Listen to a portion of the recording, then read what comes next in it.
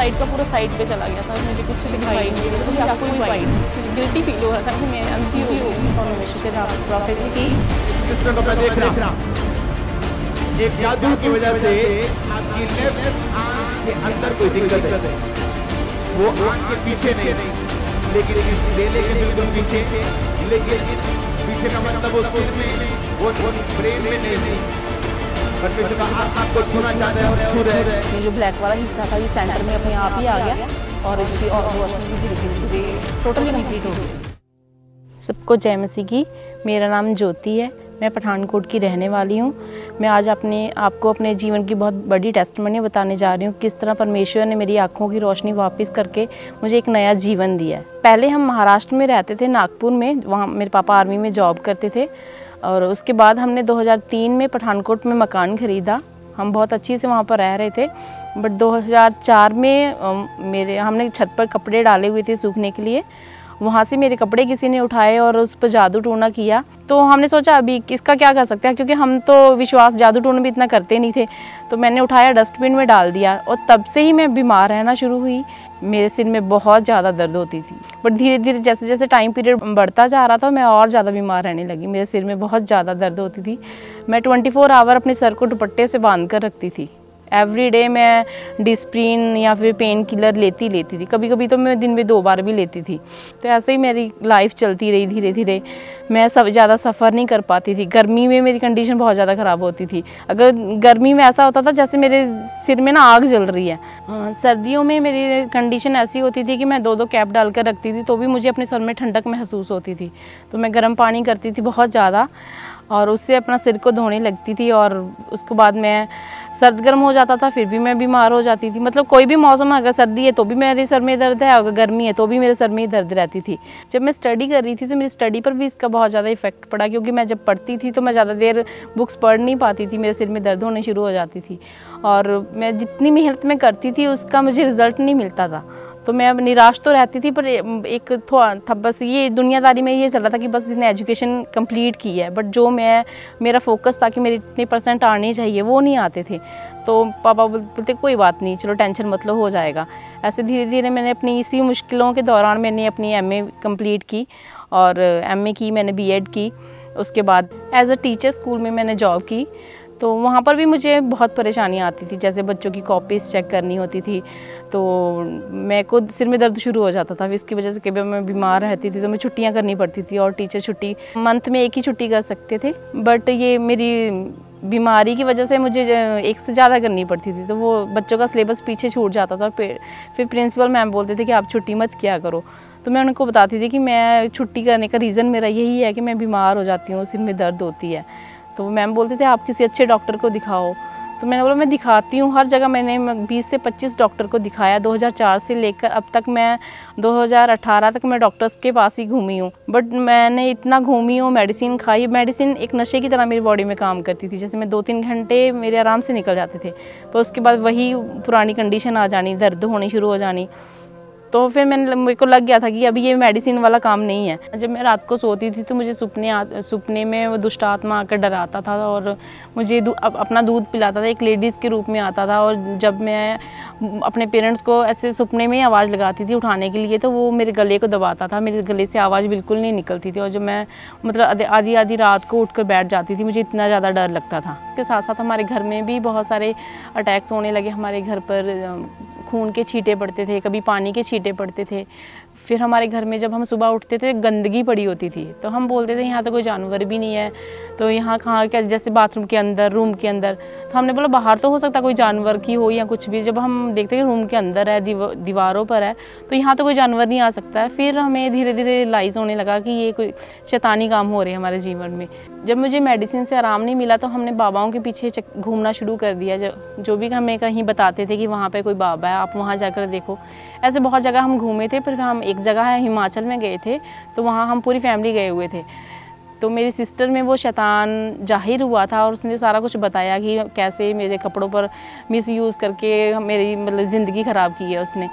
तो तब हमें पता चला कि हम पर जो जादू टोना किया उसकी वजह से ही हम बीमार रहते हैं। पर उन्होंने बता तो दिया कि आपके साथ किसने किया है, क्यों किया है, रीज़न सब बता दिए, बट छुटकारा उसके पास नहीं था। तो छुटकारे के लिए हमें तो छुटकारा चाहिए, तो पता तो हमें तो पहले भी था कि कपड़े उठाए तो किसी ने उठाए, वो सब हमें पहले से ही मालूम था।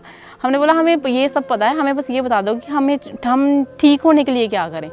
तो वो जितना भी उसने खर्चा बताया, हवन करना है 5-6 हज़ार का, और जो भी बाकी सामान वगैरह जो भी बोले 10,000 रुपया दे दो, हम तो मैं सारा कुछ कर दूँगा। हमने बोला ठीक है। हमारी अपनी एक शॉप है, तो हमारी मम्मा जब भी कोई हमारी शॉप में आता था तो उनसे यही डिस्कस करते थे कि आपके इधर कोई अच्छा डॉक्टर है या फिर कोई ऐसा बाबा है जहाँ पर इलाज हो सके, कि मेरी बेटी को ये प्रॉब्लम है, सिर में दर्द रहता है, हमने बहुत इलाज करवाया, ठीक नहीं होता है। तो वो ब्रदर मसीह में थे, तो उसने बोला कि आप ना सिस्टर एक बार खामरे चर्च जाओ। जैसे उन्होंने बताया, उसके बाद जो फर्स्ट संडे था वो था 25 जनवरी 2018। दृढ़ लड़ाइयों का अंत मीटिंग चल रही थी 3 डेज़ की। तब हम फर्स्ट टाइम चर्च में आए थे। जब हम चर्च में आए तो जो आज तक मैंने कभी आनंद और शांति नहीं देखी थी ना, वो मुझे यहाँ पर मिली। जब मैंने गवाहियाँ सुनी, लोगों को आत्मा में वर्शिप करते हुए देखा, खुदा के दास के वचन सुने, उसके बाद हमारा विश्वास बढ़ा और हमने चर्च में रूटीन आना शुरू कर दिया। और फेथ तो धीरे धीरे गवाहियों को सुना, खुदा के वचनों को सुना और उस पर चलना शुरू किया। और जैसे जैसे हम आत्मा में बढ़ना शुरू किया तो हमारे अटैक्स और ज़्यादा बढ़ने शुरू हो गए। और इसी तरह जब 2019 में पाम संडे था तो हम बहुत खुश थे कि हम फुल फैमिली ने ड्रेस वगैरह सिलवा ली कि हम खुदा के घर में जाएंगे। पर जैसे हमने ये प्लानिंग सब की हुई थी तो उससे पाम संडे से 3-4 दिन पहले रात को मेरे 2:30 बजे इतनी ज़्यादा दर्द हुई कि मुझे मतलब मेडिसिन भी खा ली, मैंने सब कुछ किया पर मुझे आराम नहीं मिला। फिर मेरे पापा मुझे रात के 2:30 बजे हॉस्पिटल लेके गए। तब मेरी कंडीशन बहुत ज़्यादा ख़राब थी। फिर मुझे व्हील चेयर पर वो अंदर लेकर गए, तो फिर उन्होंने मुझे ICU में शिफ्ट किया। तो स्टार्टिंग के 3 दिन तो मुझे कोई होश नहीं थी कि मैं कहाँ पड़ी हूँ, मुझे कौन मिलने आ रहा है। तो उसी दिन रात को तो मैं सो गई थोड़ी देर बाद। फिर 10 बजे मेरे धीरे धीरे दर्द शुरू हुई और धीरे धीरे इतनी ज़्यादा बढ़ गई, 2:30-3 बजे के करीब तो वो हद पार कर रही थी, इतनी ज़्यादा। तो स्टाफ भी बहुत टेंशन में थे और सब मेरे आसपास इकट्ठे हो गए। तो मैंने उनको बोला कि मेरे बहुत ज़्यादा दर्द हो रही है। तो बस मैं स्टाफ को यही बोल रही थी कि मेरे को कुछ भी करो, मेरे को ठीक कर दो। अगर कोई इंजेक्शन लगाना है तो ठीक है, नहीं लगाना तो मेरे को चाहे जहर का लगा दो पर लगा दो। उसके बाद उन्होंने मेरे इंजेक्शन एक साथ ही 3 इंजेक्शन लगाए। उसके बाद मुझे नहीं पता, मेरे को नींद आ गई, मतलब एक बेहोशी टाइप हो गई, तो मैं सो गई थी। तो जब मैं सुबह उठी तो मैं बाथरूम में गई, तो मैं बाथरूम में जैसे बेड से उतरी ICU में, तो मेरे साथ में वॉशरूम था। तो मैं वॉशरूम में गई तो वहाँ पर मेरे को मतलब दिखा नहीं, वो पट्टी सी बनी हुई थी, जैसे मेरे का उस पाँव टकराया और मैं बाथरूम में ही गिर गई। फिर मैं वापस आकर स्टाफ ने मुझे बेड पर लेटा दिया, मुझे दिख नहीं रहा था। तो मुझे पता चल गया कि अब मेरे को ये नहीं पता था कि मेरी आँखें बल्कि पूरी तरह ही ख़राब हो गई हैं। तो मैंने जो होता है सिर में दर्द है, इसकी वजह से शायद हो रहा है ऐसा। पर जब मम्मा मेरे सुबह मॉर्निंग मुझे मिलने के लिए आए तो मैं उनको पहचान नहीं पाई, मुझे मतलब पता ही नहीं लगा कि मेरे मम्मा मुझे मिलने आए हैं। जब मम्मा ने मुझे आवाज़ लगाई कि ज्योति तू कैसी है, तब मैं पता लगा कि मेरे मम्मा मुझे मिलने के लिए आए हैं। तो जब मम्मा ने मेरी आइज़ देखी तो वो बाहर जाके रोने लग गए थे। मुझे नहीं बताया कि आपकी आँखें पूरी ऐसी हो गई हैं, सफ़ेद हो गई है और ब्लैक वाला हिस्सा पूरा ये लेफ़्ट साइड का पूरा साइड पे चला गया था, मुझे कुछ दिखाई नहीं दे रहा था, मेरी आँख पूरी वाइट थी। तो मेरी मम्मा और दीदी हॉस्पिटल रूम से बाहर चले गई और वहाँ वो रोने लगे।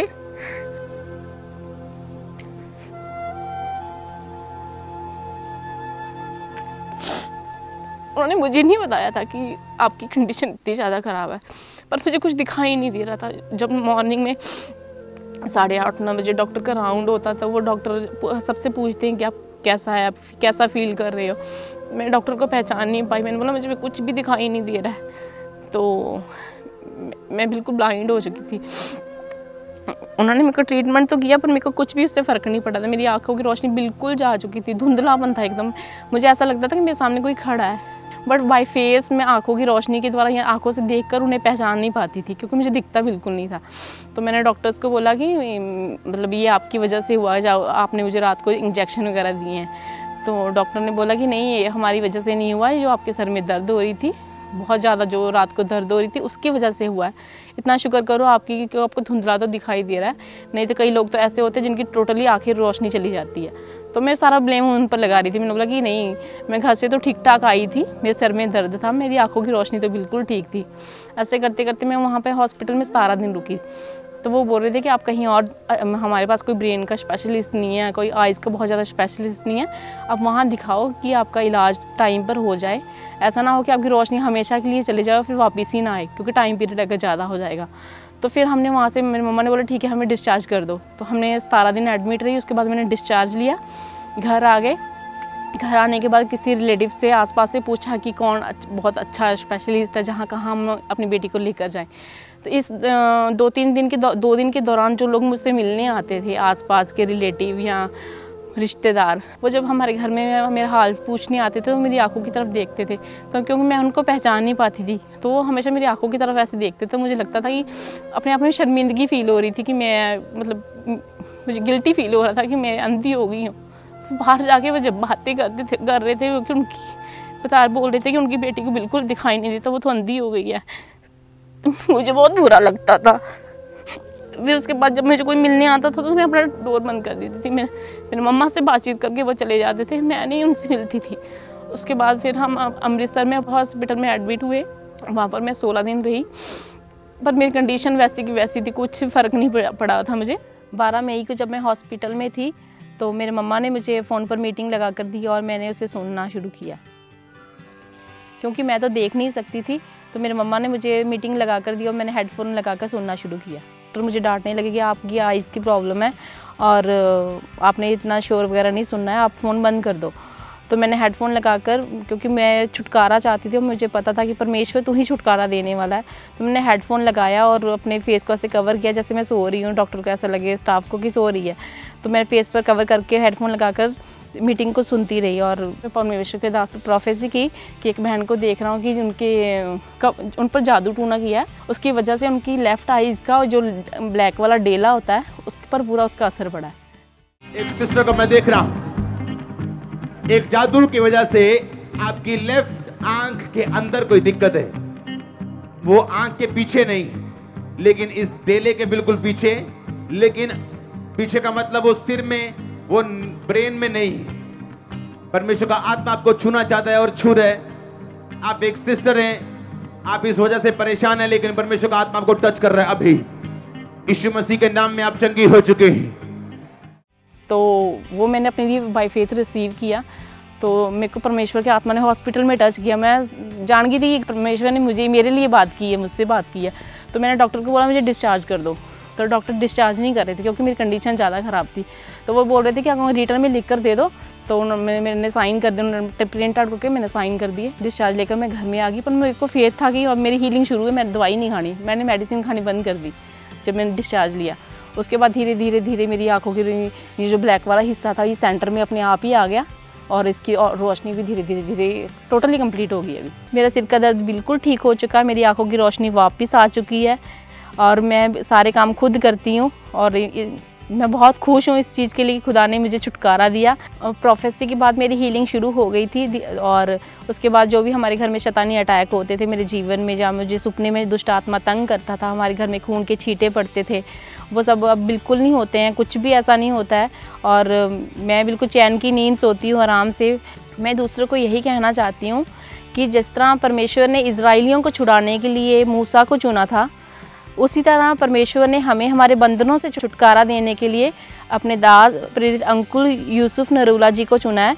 आप परमेश्वर के पवित्र वचन पर, खुदा के बताए हुए वचनों पर चलें, आपके जीवन में भी छुटकारा आएगा, आनंद और शांति आएगी। आप ही उस कनान देश में पहुंचेंगे जहाँ दूध और शहद की नदियाँ बहती हैं, जहाँ शांति है, आनंद ही आनंद है।